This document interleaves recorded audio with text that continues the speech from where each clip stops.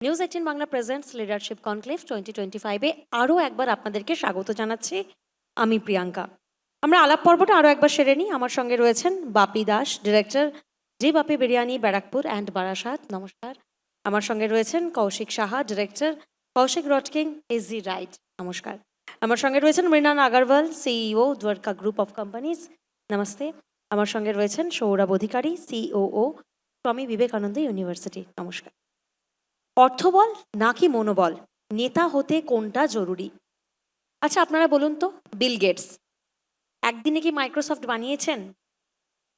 Elon Musk তিনি একদিনে কি বিশ্বের ধনীতম মানুষ হয়েছেন? আচ্ছা, অ্যামাজনের কথা যদি বলি, জেফ বেজোস প্রথম দিনই কি তার ব্যবসায় লাভের মুখ দেখেছেন? না, তিনি তো হাল ছাড়েননি।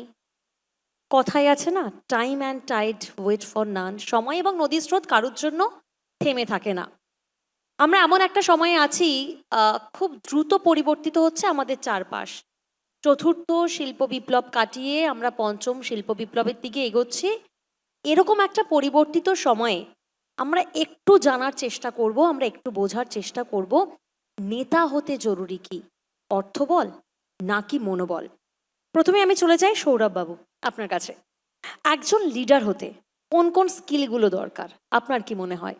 সবার শুরুতেই যেটা বলবো যে নেতা বলতে আমরা যে ধরনের মানুষকে সচরাচর ভেবে থাকি সেটা আমাদের চোখের সামনে যে সমস্ত রাজনৈতিক ব্যক্তিত্বরা, তাদের কথাকে দূরে রেখে যদি আজকের কনক্লেভের ভাষায় আমরা লিডারশিপের ধারণায় যাই, তাহলে আমরা দেখব যে ভারতবর্ষে যখন প্রথম একটা শিল্প বিপ্লবের ধারা আমাদের ভারতবর্ষে প্রথম এসে পড়লো, তখন জামশেদজি টাটা থেকে শুরু করে পরবর্তীকালে ধীরুভাই আম্বানি বা আজকের দিনের বাঙালির ক্ষেত্রে চন্দ্রশেখর ঘোষ, প্রত্যেকের জার্নি যদি আমরা দেখি, প্রত্যেকের জার্নির ক্ষেত্রে কিন্তু আমরা লক্ষ্য করব তাদের মনোবল, লক্ষ্য এবং তার সাথে তারা যখন এগিয়েছে তখন কিন্তু অর্থবল তাদের কাছে কিন্তু চলে এসছে অটোমেটিক্যালি। এরপর যদি আমরা দেখি যে যে সমস্ত কোম্পানিগুলো আজকে বিশ্বজুড়ে রাজ করছে, তাদের যে সমস্ত সিইওদের কথা যদি আমরা ভাবি, যারা হয়তো সেই অর্থে মালিক নয়, তারা কিন্তু সেই কোম্পানিগুলোকে একটা বড় পজিশনে নিয়ে গেছে।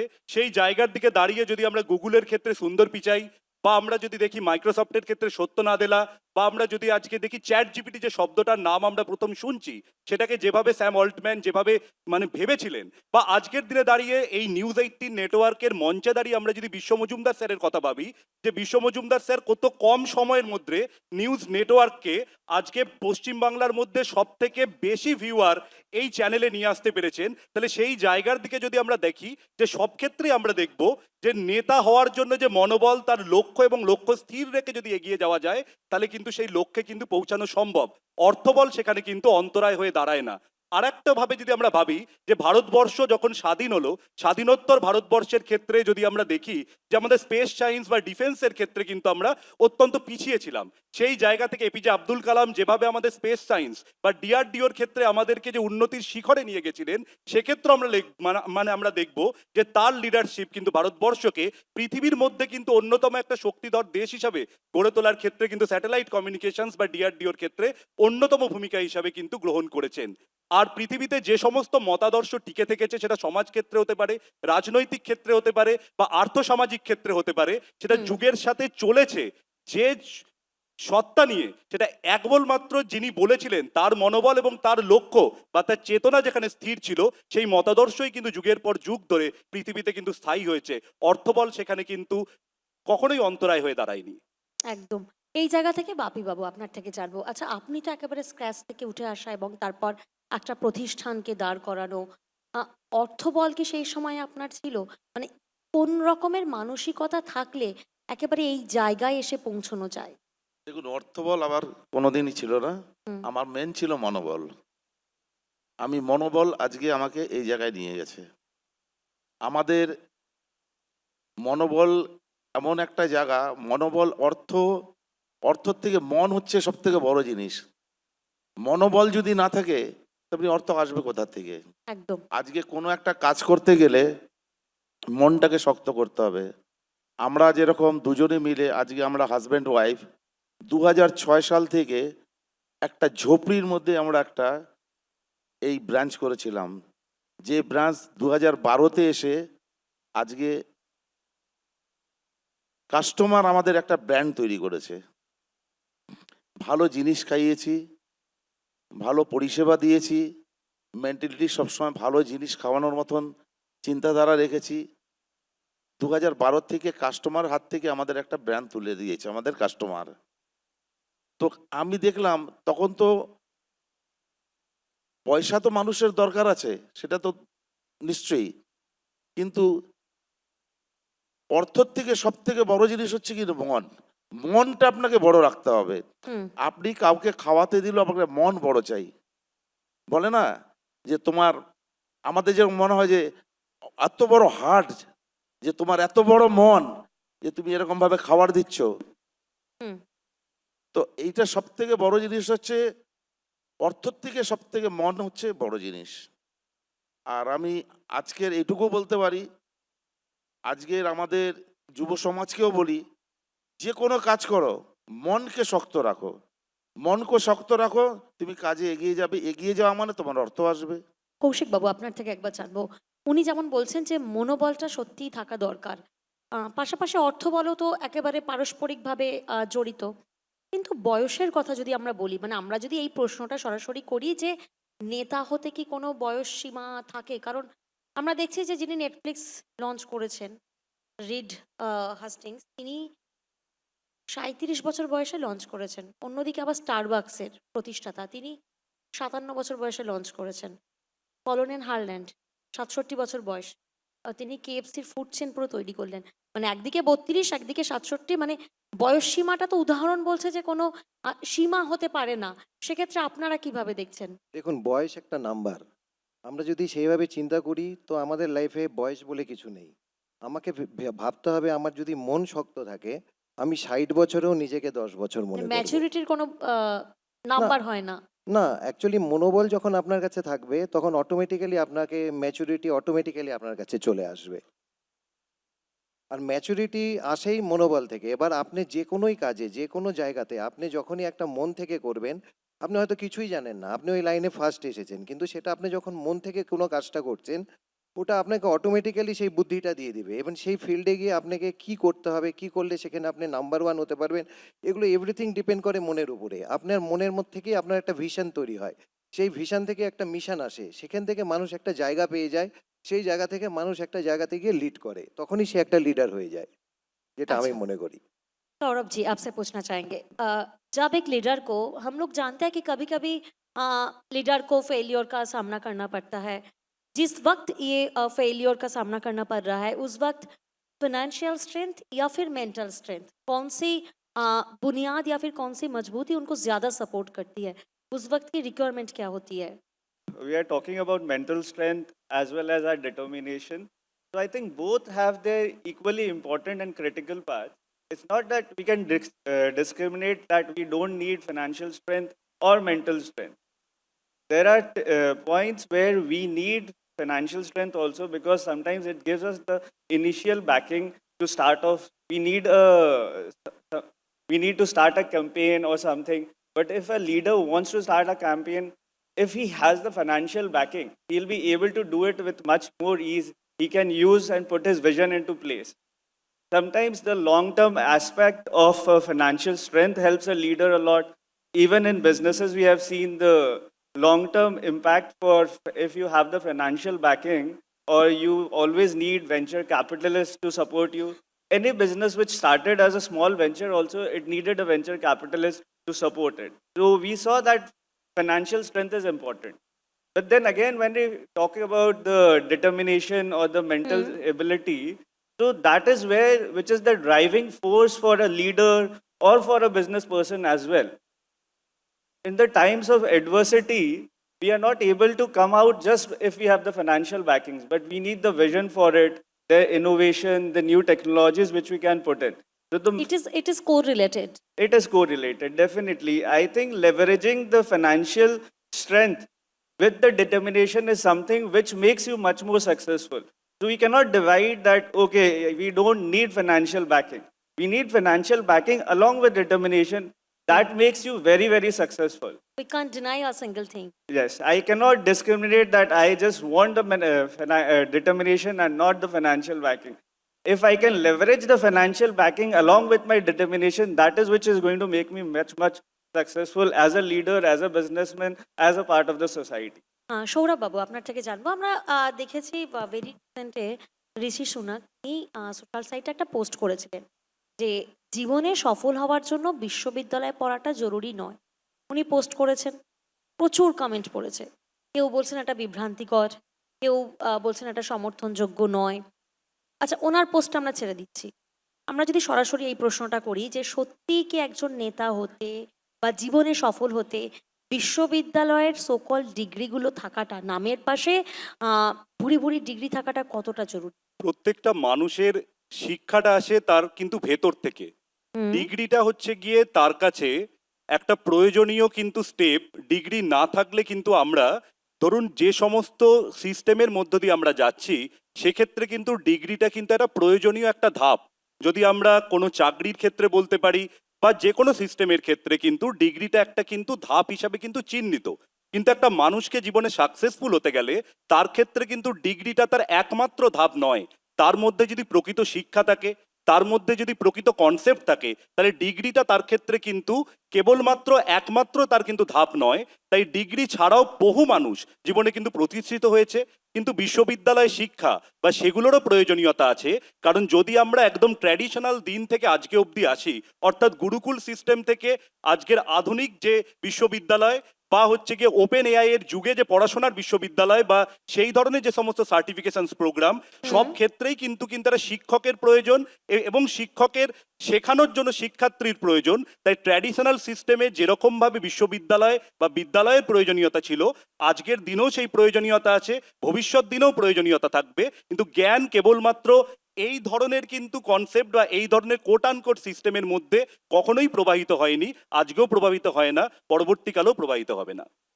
জ্ঞানটা ভেতর থেকে আছে এবং যেটা একদম। চিরন্তন। চিরন্তন। বাপি বাবু আপনার থেকে জানবো, আমরা দেখছি যে যে কোনো জিনিস বা যে কোনো লক্ষ্য অর্জন করার জন্য আমাদের কি দরকার? মনোবলকে অক্ষুণ্ণ রাখতে হবে, দীর্ঘদিনের প্রচেষ্টা, ধৈর্য, এগুলো খুব দরকার। মানে আপনার নিজের ব্যক্তিগত অভিজ্ঞতা থেকে আমি এই প্রশ্নটা আপনাকে করছি, সেই মন্ত্রটা কি? দেখুন, একটা প্রতিষ্ঠানকে বাড়ানোর পিছনে একজনের হাত থাকে, যেই হাতটা আমার মিসেসের।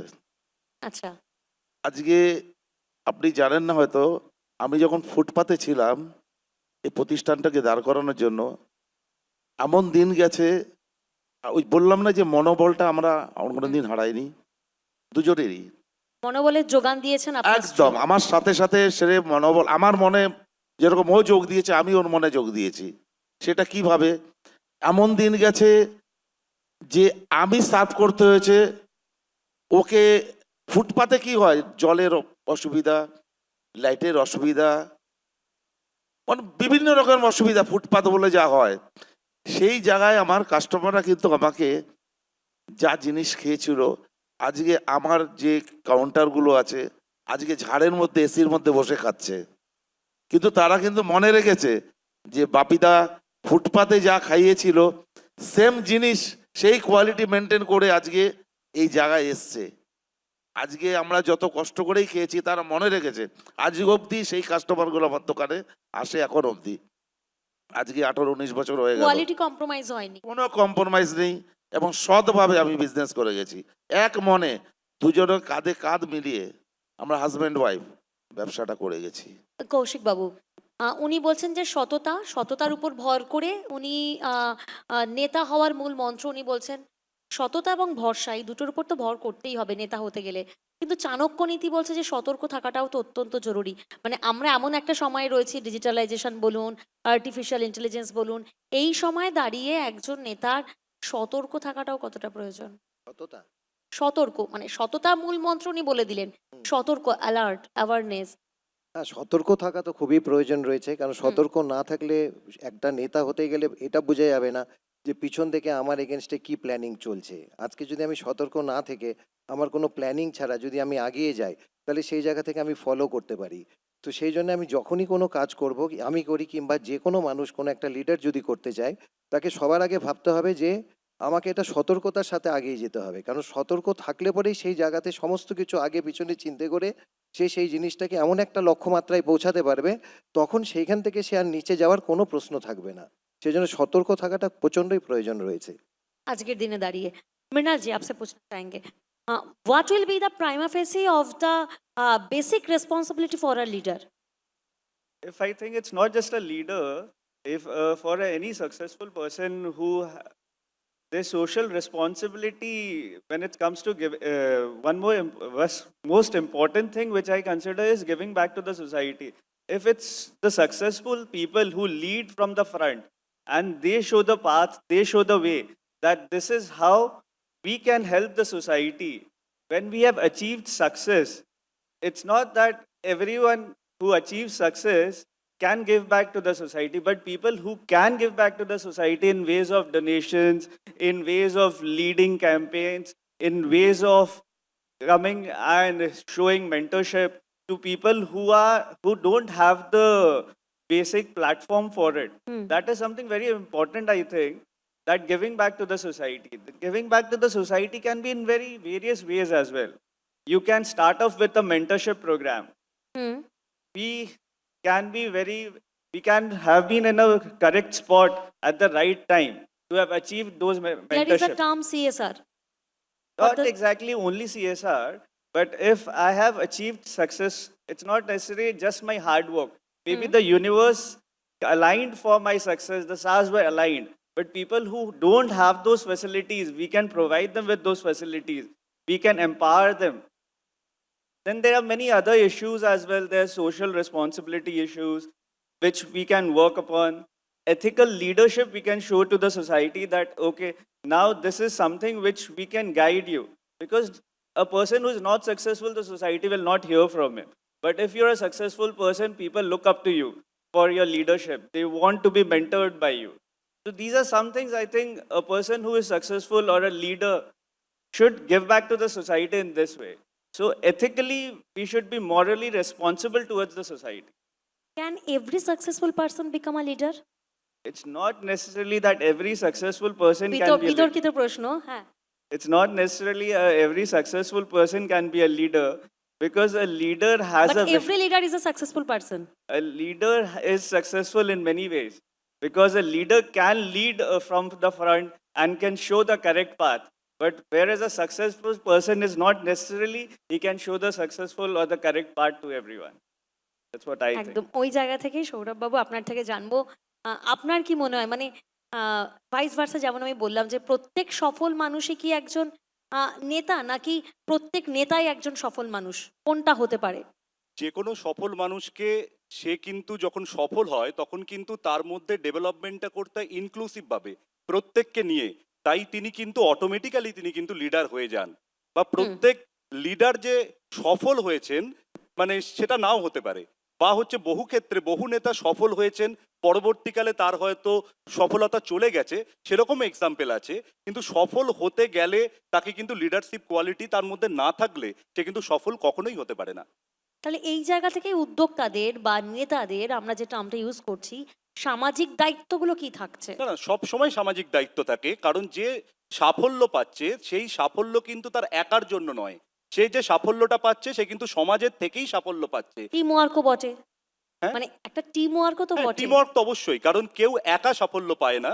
যে কোনো লিডারশিপের আন্ডারে যে সমস্ত পিপলরা থাকে বা বলা যায় তার মেন্টারশিপে যে ধরনের পিপলরা থাকে তাদের প্রত্যেকের কিন্তু কোয়ালিটিগত ডেভেলপমেন্টের ফলে কিন্তু ইনক্লুসিভ ডেভেলপমেন্টটা হয়। কখনো একার দ্বারা কিন্তু সফলতা আসে না।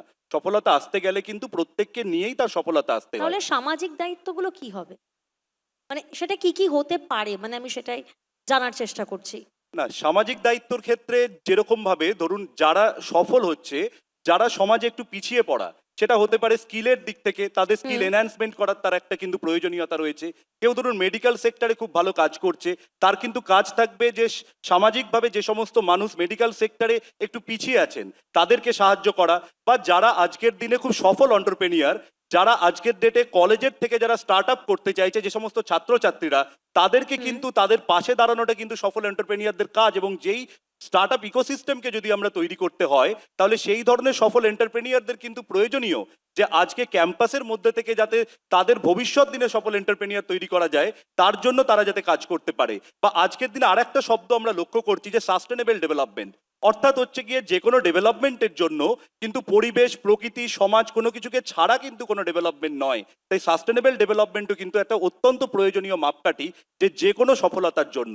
তাই সফলতা কেবলমাত্র একজনের কিন্তু নিজস্ব অধিকার নয়। যে সফল হয় সে একটা সামাজিক জীব, সমাজ থেকে তার সফলতা আসে, সেই সফলতাটাকে সমাজের প্রত্যেকটা কোণায় ছড়িয়ে দেওয়াটা তার কাজ। তার ফলে যদি ছড়িয়ে দিতে পারে তাহলেই সে কিন্তু জীবনে একমাত্র সাকসেসফুল হতে পারবে। সাকসেসের অর্থ এই নয় যে সে কত বেশি টাকা ইনকাম করলো, বা সাকসেসের মানে সেটা অর্থ নয় যে তার কত বেশি নাম হলো, তার কত প্রাইজ পেলো, তার কত বেশি ফেম বা হলো। ইয়ারলি টার্নওভার কত হলো সেটা নয়। একদম একদম, মানে এটা কখনোই নয়। এবং গভর্নমেন্টের তরফ থেকেও কিন্তু এই জন্য যে সিএসআর স্কিম বা সিএসআর স্কিমের মাধ্যমে হচ্ছে গিয়ে মানুষের জন্য, ডেভেলপমেন্টের জন্য একটা নির্দিষ্ট পরিমাণ ছাড় দেওয়ার যে কর পরিকল্পনা, সমস্ত কিছু যে করা হয় প্ল্যানিং এর মাধ্যমে, তার এটাই কারণ যাতে যে ডেভেলপ, সে যাতে আন্ডার ডেভেলপড পিপিলকে সবসময় ডেভেলপমেন্টের ছোঁয়ায় নিয়ে আসতে পারে, যে সেটাই হবে তার সফলতার মাপকাঠি। যাতে সামাজিক ক্ষেত্রের প্রত্যেকটা এন্টিটিকে যদি তার সফলতা টাচ করে যায়, সেটাই হবে সাফল্যের একমাত্র মাপকাঠি। কৌশিকবাবু বলছিলেন যে যারা নেতা বা যারা উদ্যোক্তা, তাদের এগিয়ে আসা উচিত তরুণ প্রজন্মের জন্য, তরুণ প্রজন্মকে হাতে হাত ধরে শেখানোর জন্য, এবং স্টার্ট আপ, উনি টার্মটা ইউজ করলেন। আমরা জানি পশ্চিমবঙ্গে এই মুহূর্তে স্টার্ট আপের সংখ্যা 4,967। 4 বছরে আমরা দেখেছি 3 গুণ বেড়েছে সংখ্যাটা। আপনাদের মতন যারা উদ্যোক্তারা রয়েছেন, তারা তরুণ প্রজন্মের জন্য কি ভাবছেন? কিভাবে তারা এগিয়ে আসবে এবং তারা আগামীর উদ্যোক্তা হবেন বা আগামীর নেতা হবেন? যে কোনোভাবে আমরা যেই কনসেপ্ট নিয়ে আমরা আমাদের কাজ করছি, এটা সবাইকে সবার মধ্যে একটা প্রেরণা জোগানোর জন্যে, যে কোনো কাজ ছোট না, কোনো কাজ বড় না। একটা কোনো মানুষ হয়তো প্রথমেই ভাবছে যে আমি একটা কোনো বড় কিছু থেকে একটা বড় জায়গায় পৌঁছাবো। নো, যেটা মনে আসে, যার যেই দিকে লক্ষ্য, যার একটা ছোট জিনিসেও যদি খুব বেশি লক্ষ্য থাকে, তাকে সেই জায়গা থেকে অনুপ্রাণিত করতে হবে যে এই জায়গা থেকেও তুমি এগিয়ে যেতে পারো। তো এইভাবেই এক একটা মানুষ যদি সব মানুষকে যদি এইভাবে উপকার করতে পারে, একটু কিছু বোঝাতে পারে যে এইভাবে যেই জিনিসে তোমার মাথায় চিন্তা আছে সেটাকে যদি এইভাবে করো তাহলে তুমি একটা জায়গায় পৌঁছে যাবে। তো এইভাবে সবাইকে এগিয়ে আসতে হবে। তার যে লাইনে যেটুকুন জ্ঞান আছে সেটা যদি আমরা দিতে পারি, তো অবভিয়াসলি আমাদের তরফ থেকেও, আমাদের থ্রু দিয়ে অনেক লোক এন্টারপ্রেনার হতে পারে, স্টার্ট আপ তৈরি করতে পারে। বাপিবাবু প্রত্যেকেই বলছেন যে প্রত্যেক উদ্যোক্তাকে এগিয়ে আসা উচিত, তরুণ প্রজন্ম যাতে সেক্ষেত্রে তারা শেখেন, তারা বোঝেন। আপনি কি রেসিপি শেখাবেন নাকি তরুণ প্রজন্মকে? দেখুন, সব থেকে বড় জিনিস, কাজ কোনোটাই ছোট না। একদম। যে কাজটা করবে, আমি একটাই বলেছি না, সে হুম। সেই কাজটাই মনোবল দিয়ে করতে হবে, তাকে হুম। সৎভাবে করতে হবে। সে অটোমেটিক সে আগে পৌঁছাবে, আগে যাবে। হুম। মনোবল দিয়ে করতে হবে, সৎভাবে করতে হবে, আগে যেতেই হবে। আমি আজকের যুব সমাজকে এটাই বলবো, কোনো কাজ ছোট নয়। তোমরা যে কাজটাই করবে একদম নিজের মন থেকে করো, অনেস্টলি করো, সৎভাবে করো, সব সময় আগে বেরোতেই হবে তোমাকে। He is telling, he is claiming honesty is the last word for being a successful leader. What would be your opinion regarding this? Say what he is saying is actually very correct, because if you are not honest to the profession in which you are, you can never succeed in it. So yes, with honesty, but there needs to be some added skills, determination, hard work, and you have to be totally passionate about whatever you are doing. Once you are passionate about anything, you can achieve success in no matter what you are looking for. So success, the recipe for success is being honest and passionate about your skills, about your profession. One liner যদি আপনার থেকে জানতে চাই, conclude করব কিভাবে, অর্থবল নাকি মনোবল? শেষটা প্রথমে কিভাবে মনোবল, হবে? মনোবল থাকলেই অর্থবল আসবে। অর্থবল নাকি মনোবল, একদম মানে শেষ ওয়ান লাইনার। আমার কাছে তো একটাই কথা বারবার বলছি, মনোবল মেন। সততা এবং মন। আপনি? আমার ক্ষেত্রেও সেম। মনোবল যদি স্ট্রং থাকে, অর্থ অটোমেটিক্যালি জেনারেট হবে। মন যদি স্ট্রং না থাকে, হাজার অর্থ থাকলেও সেটা নষ্ট হবে। One liner for upcoming generation. For me, it is leveraging your financial strength through your determination to achieve success. মানে আমরা এতটুকু বুঝলাম যে যে কোনো ফিল্ডেই যদি আমরা চাই যে সফলতা আসুক, তার কোনো শর্টকাট নেই। পরিশ্রম করতে হবে, পরিকল্পনা মাফিক পরিশ্রম করলে শেষমেশ বাজিমাত হবেই।